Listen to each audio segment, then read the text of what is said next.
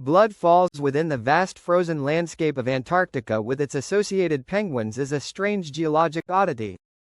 At the mouth of a large glacier, a blood-red river of water gushes outwards into the surrounding valley.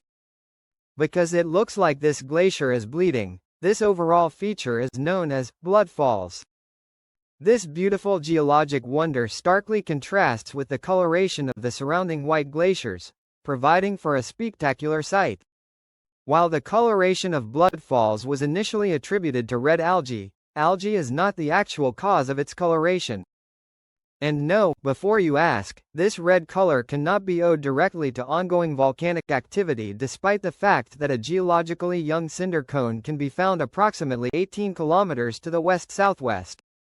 For context, Blood Falls can be found location 3,500 kilometers south of Dunedin, in a remote section of Antarctica.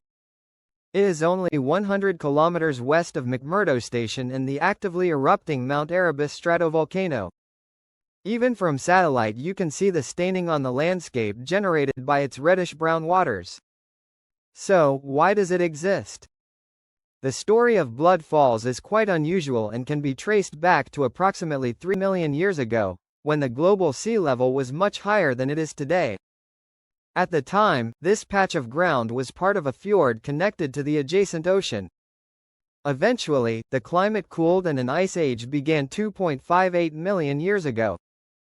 As global sea levels dropped due to water becoming frozen in ice and glaciers, what seawater existed here became isolated by higher topography in all surrounding directions. Part of this seawater did begin to slowly evaporate, but the salt within it largely remained, causing it to become 3 times saltier than typical ocean water. Later, a large glacier which we today call Taylor Glacier advanced over this patch of seawater, trapping and burying it beneath the thick layer of ice. And, due to how salty this former seawater was, it did not freeze despite the very low temperature it experienced.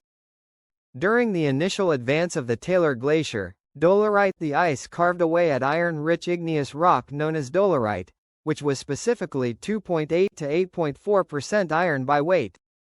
This dolerite was emplaced as intrusive rock less than 2 kilometers beneath the surface during a series of volcanic eruptions and igneous intrusions which occurred as the Gondwana supercontinent broke apart 180 million years ago, eventually becoming covered